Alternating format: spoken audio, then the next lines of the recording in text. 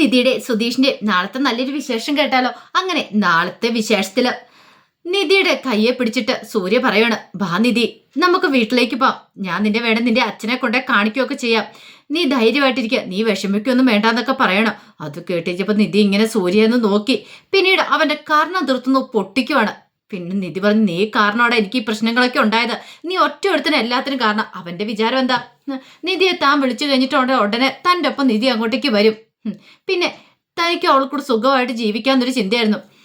അങ്ങനെ നിധി അവന്റെ കർണത്തടിച്ച് കഴിഞ്ഞപ്പോൾ ഒരു നിമിഷം ഞെട്ടിപ്പോയി സൂര്യ. പെട്ടെന്ന് സൂര്യനെ പോയി കൈ രണ്ടും കൂടെ കൂട്ടിപ്പിടിച്ചു സുധീഷ്. എന്നിട്ട് ഇവിടെ നിധി കൊടുത്തോളാൻ പറയാണ്, നല്ല രീതിയിൽ കൊടുത്തോളാൻ പറഞ്ഞു. അപ്പോഴേക്കും നിധി അങ്ങോട്ട് എന്നിട്ട് ചോദിച്ചു, നീയൊക്കെ ഒരു മനുഷ്യനാണോടാ? നീ ഒറ്റ ഒരുത്തം കാരണമാണ് എൻ്റെ ജീവിതം ഇങ്ങനെയായി തീർന്നത്. ഞാൻ അപ്പോഴേ പറഞ്ഞ എനിക്ക് കല്യാണത്തിന് ഇഷ്ടമില്ലാന്ന്. എന്നിട്ടോ നിനക്കത് പോരായിരുന്നു, എന്നെ തന്നെ കല്യാണം കഴിക്കണമായിരുന്നു. നിന്റെ ഇഷ്ടത്തിനൊത്ത് നിന്റെ അടിമയായിട്ട് ഞാൻ ജീവിക്കണല്ലേ? അതിന് നിധിയെ കിട്ടില്ലടാ, ഈ ജന്മത്തിൽ കിട്ടില്ല. നീ ആരാന്നാ വിചാരിച്ചോണ്ടിരിക്കുന്നേ? എൻ്റെ അച്ഛനിപ്പോൾ ആത്മഹത്യക്ക് ശ്രമിച്ചിട്ടുണ്ടെങ്കിൽ അതിന്റെ പ്രധാന കാരണം നീയാണ്. നീ ഒറ്റ ഒരുത്തം കാരണം എൻ്റെ ജീവിതം ഇങ്ങനെയായി തീർന്ന്. നിന്നെ ഞാൻ വെറുതെ പറഞ്ഞോല്ലേ? അപ്പോഴേക്കും സുധീഷ് പറഞ്ഞു, കൊടുത്തോ നാളെ കൊടുത്തോളാൻ പറയണം. നിധി വായി വന്ന് എല്ലാം വിളിച്ചു പറഞ്ഞു. അതിനുശേഷം അവന്റെ കാരണം തീർത്ത് മാറി മാറി അടിക്കുവാണ്. ഒരിക്കലും പ്രതീക്ഷ കാര്യമായിരുന്നില്ല സൂര്യ. ശരിക്കും നാണം കെട്ടുപോയി. ആൾക്കാരൊക്കെ ചുറ്റി നിൽക്കുമല്ലേ. അങ്ങനെ ഒടുവിൽ എന്ത് ചെയ്തു, നിധി അവന്റെ കഴുത്തെ കുത്തിപ്പിടിച്ചവനെ കൊല്ലാൻ തുടങ്ങുന്ന സമയത്ത് സൂര്യ പറഞ്ഞ്, ഇവ വേണ്ട നിധി, എന്നെ ഒന്നും ചെയ്യില്ലെന്നൊക്കെ പറയണം. അപ്പോഴേക്കും സുധീഷ് പറഞ്ഞു, വേണ്ട, ഇനി വിട്ടേക്ക, ഇവന് ഇത്രയൊക്കെ മതി, ഇതിനുള്ള യോഗ്യതയ്ക്ക് ഇവനുള്ളെന്ന് പറയാണ്. അങ്ങനെ നിധിയെ വിളിച്ചിട്ട് നമ്മൾ പോകാൻ തുടങ്ങുമ്പോഴത്തേനും സൂര്യ പറഞ്ഞു, എടി നിന്നെ ഞാൻ സ്വസ്ഥതയോട് സമാധാനത്തോടെ ജീവിക്കാൻ സമ്മതിക്കില്ല. ഞാൻ ആരാ നിനക്ക് ശരിക്കും അറിയത്തില്ല, ഞാൻ കാണിച്ചു തരാമെന്ന് പറഞ്ഞു. ഇവന് ഇന്ന് ഞാനെന്ന് പറഞ്ഞിട്ട് നോക്കിക്കഴിഞ്ഞപ്പോൾ അവിടെ ഒരു കരിങ്കല്ല് കിടക്കുന്നുണ്ടോ, അതെടുത്തിട്ട് അവനെ എറിയാനായിട്ട് തുടങ്ങണം. അപ്പോഴേക്കും സുധീഷ് വന്നിട്ട് ആ കല്ലൊക്കെ മേടിച്ച് താഴെ വെച്ചു. എന്താ നിധി, ഇത് മതി, ഇങ്ങോട്ട് വരാനും പറഞ്ഞിട്ട് നിധിയെ കയ്യെ പിടിച്ചിട്ട് കയറ്റിക്കൊണ്ട് പോകാൻ തുടങ്ങുകയാണ്. അതെ, തൽക്കാലത്തേക്ക് അച്ഛൻ ഏത് ഹോസ്പിറ്റലിലാണ് കിടക്കുന്നത് എങ്ങനെയാണെന്നൊക്കെ അറിയണം. അതിനുശേഷം എന്താണെന്ന് വെച്ചാൽ ചെയ്യാം. ഇപ്പം നീ വാ, നമുക്ക് പിന്നെ വന്ന് കാണാമെന്നൊക്കെ പറഞ്ഞത്. അങ്ങനെ കയ്യെ പിടിച്ച് നിധിയുടെ ജീപ്പിലേക്ക് കയറ്റി. അങ്ങനെ അവർ പോകുന്ന സമയത്ത് സുധീഷ് സൂര്യ കട്ടക്കലിപ്പോടെ അവരെ നോക്കുവാണ്. ആ സമയത്ത് സൂര്യക്ക് എന്ത് ചെയ്യണമെന്ന് അറിയത്തില്ല. സൂര്യക്ക് വീണ്ടും ദേഷ്യം. അപ്പോഴേക്കും ഡ്രൈവർ പറഞ്ഞു, ബാ സാറേ വാന്ന് പറഞ്ഞ് ഒരു വ്യക്തി സൂര്യനെ ആ കാറിലേക്ക് അങ്ങോട്ട് കയറ്റുവാണ്. സൂര്യക്ക് നല്ല ദേഷ്യമായിരുന്നു. നിധിയെ കൊല്ലാനുള്ള ദേഷ്യം ഉണ്ടായിരുന്നു. ഇതേ സമയം നികേഷും വേറെ ഒന്ന് രണ്ട് പിള്ളേരുമായിട്ട് അടിയുണ്ടാക്കുവാണ്. ആ സമയത്ത് ഒരുത്തൻ കീഴ് തടസ്സം പിടിച്ചിട്ട് ചോദിച്ചു, എടാ നികേഷ്, നീ എന്തിനാ അവനെ തല്ലുന്നേ? അവൻ പറഞ്ഞ സത്യമായിട്ടുള്ള കാര്യമല്ലേ? എടാ, കല്യാണം കഴിഞ്ഞ് പിറ്റേ ദിവസം തന്നെ നിന്റെ ചേട്ടൻ്റെ ഭാര്യയായിട്ട് ആ വരുന്ന പെൺകുട്ടി വീട് വിട്ട് പോയില്ലേ? എങ്ങനെ? ഒരു ദിവസം പോലും തികച്ച ആ വീട്ടിൽ നിന്നോ? ആ വീട്ടിലേക്ക് ആരെങ്കിലും വന്നാൽ നിൽക്കില്ല. അത് നാട്ടുകാരെ പറയുന്നത് വെറുതെ ഒന്നുമല്ല, സത്യമായിട്ടുള്ള കാര്യമല്ലേ? അത് നീ ഇവനെ പിടിച്ച് അടിച്ചിട്ടൊന്നും ഒരു കാര്യമില്ല. നികേഷിന് ഭയങ്കര സങ്കടമായിപ്പോയി. നികേഷ് പിന്നെ തൻ്റെ ബാഗ് കൊടുത്തുകൊണ്ട് പോകാൻ തുടങ്ങുന്ന സമയത്ത് അവന്മാരുടെ വിളിച്ചു പറഞ്ഞു, എൻ്റെ ഏട്ടത്തിയമ്മയായിട്ട് വന്ന ചേച്ചി ഉണ്ടല്ലോ, അവർ പാവ, അവരങ്ങനെ വീട് വിട്ട് പോകാനൊന്നും പോകുന്നില്ല. അവരെൻ്റെ വീട്ടിൽ തന്നെ ഉണ്ടാവും, നിന്നെയൊക്കെ ഞാൻ കാണിച്ചു തരാമെന്ന് പറഞ്ഞ് നികേഷ് അവരെ വിളിച്ചിട്ടാണ് പോകുന്നത്. കാരണം നികേഷിന് നല്ല സങ്കടമാണ്. ആദ്യമായിട്ട് വീട്ടിലേക്ക് ഒരു പെൺകുട്ടി കയറി വന്ന, അപ്പോൾ അവൾ ഒറ്റ രാത്രിയും കൊണ്ട് പോയെന്ന് അറിഞ്ഞിട്ടുണ്ടെങ്കിൽ ഇനിയിപ്പോൾ ബാക്കിയുള്ളവരുടെ അവസ്ഥ എന്താവും? അപ്പോൾ ആൾക്കാരൊക്കെ ഓരോന്നൊക്കെ ചുമ്മാ ഇങ്ങനെ പറഞ്ഞ് ഫലിപ്പിക്കുകയാണ്. നിധി പോയത് ഹോസ്പിറ്റലിലേക്കാന്നുള്ള കാര്യം അവർക്കൊന്നും അറിയത്തുണ്ടായിരുന്നില്ലല്ലോ. കുറച്ച് കഴിഞ്ഞപ്പോൾ നിധി സുധീഷും കൂടെ ഒരു ഹോസ്പിറ്റലിലേക്ക് വരുവാണ്. ഇവിടെ ചോദിച്ചു നോക്കാമെന്ന് പറഞ്ഞുകൊണ്ട് അങ്ങനെ വന്നിട്ട് റിസപ്ഷനിൽ ചോദിച്ചു, അതെ, ഒരു രാജീവ് എന്ന് പറഞ്ഞൊരു പേഷ്യൻ്റ് ഇവിടെ ഉണ്ടോ? ആത്മഹത്യാ ശ്രമം നടത്തി വന്നേ. നോക്കിയിട്ട് പറഞ്ഞാൽ ഉണ്ടെന്ന് പറയണം, ഐസിയുലാന്ന് പറയണം. അത് കേട്ടപ്പം നിധി പറഞ്ഞു, എനിക്ക് കാണണം, എൻ്റെ അച്ഛനെ എനിക്കിപ്പോൾ കാണണമെന്ന് പറയണം. അങ്ങനെ അവർ രണ്ടുപേരും കൂടെ ഐസിയുവിൻ്റെ ഫ്രണ്ടിലേക്ക് അങ്ങോട്ടേക്ക് പോയി. സുധീഷ് അങ്ങ് മാറിയിരുന്നു. ഐസിയുവിൻ്റെ ഫ്രണ്ടിൽ ആ സമയത്ത് ഹേമയും സാന്ദ്രയൊക്കെ ഉണ്ടായിരുന്നു. നിധിയെ കണ്ടു കഴിഞ്ഞപ്പത്തിന് ഹേമ അങ്ങ് ചാടി എഴുന്നേറ്റു. ആ സമയം നിധി എന്നിട്ട് പറഞ്ഞു, അമ്മേ, അച്ഛൻ മിണ്ടരുത്. അച്ഛനോ? ഏതച്ഛനാടി? നിനക്ക് അച്ഛനില്ല, മനസ്സിലായല്ലോ? അച്ഛനുമില്ല, അമ്മയില്ല. നീ എൻ്റെ കെട്ടുതാലി അറുത്തില്ലേ? എൻ്റെ കെട്ടുതാലി അറുത്തിട്ട് നീ സ്വന്തമായിട്ട് സ്വസ്ഥമായിട്ട് സമാധാനമായിട്ട് ജീവിച്ചോ. നിനക്ക് അതല്ല സന്തോഷം എന്ന് പറയണം. അമ്മേ, അങ്ങനൊന്നും പറയരുതമ്മേ, ഞാൻ അങ്ങനെയൊന്നും ചിന്തിച്ചിട്ട് പോലുമില്ല. ഒരു മിനിറ്റ്, ഞാനൊന്ന് പറയുന്നൊന്ന് കേൾക്ക്. എനിക്ക് അച്ഛനെ ഒന്ന് കാണണം, അച്ഛനോട് ഒന്ന് സംസാരിക്കണം, മിണ്ടരുത്. അപ്പോഴേക്ക് സാന്ദ്ര പറഞ്ഞു, ദേ നിധി, നീ ഇവിടെ കിടന്ന് വെറുതെ പ്രശ്നം ഉണ്ടാക്കാതെ പോ.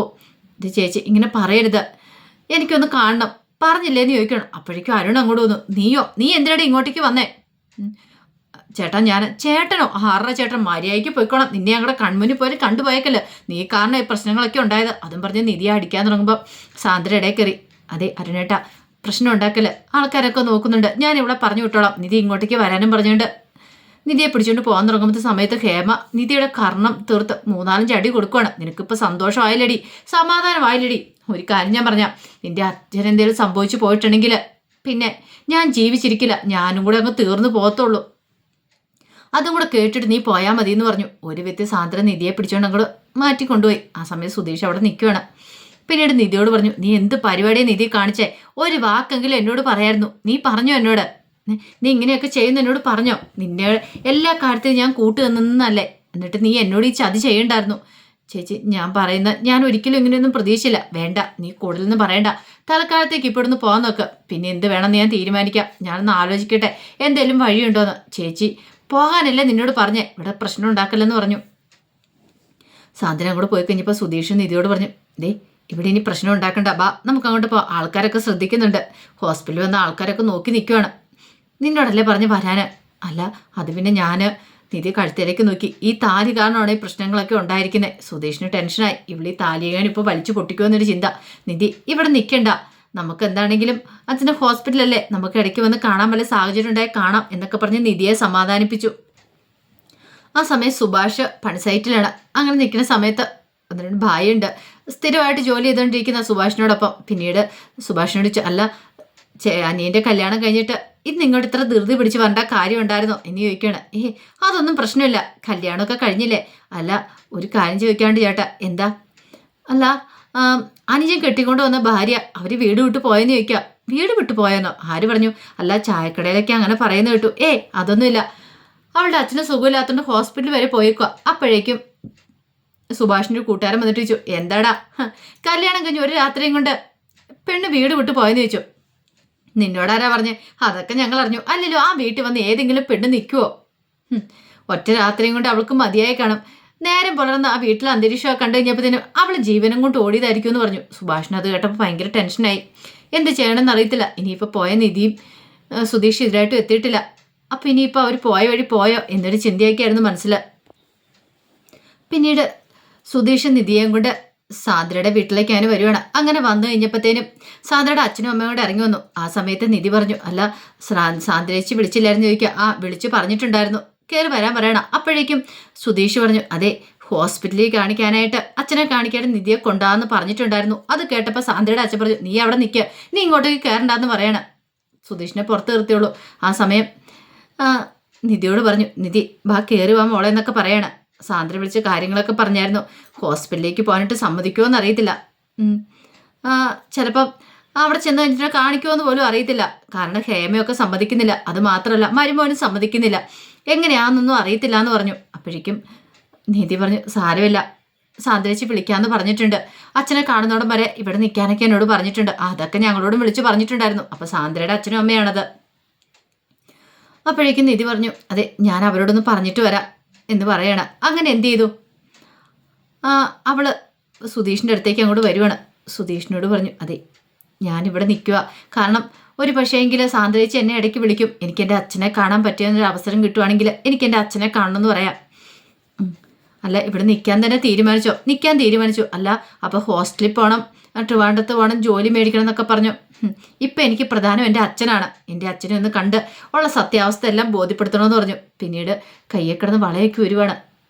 വളയൊക്കെ ഒരു നേരെ സുധീഷിന് നേരൊക്കെ നീട്ടുവാണ്. ഇതെന്തിനാ വളയൊക്കെ? അത് ഞാൻ കാരണം കുറേ ബുദ്ധിമുട്ടുകൾ ഉണ്ടായിട്ടുണ്ടല്ലോ, കുറേ പൈസയൊക്കെ ചിലവായില്ലേ, വണ്ടി ഓടിച്ച് അങ്ങോട്ടും ഇങ്ങോട്ടും പോയി പെട്രോൾ അടിച്ചു.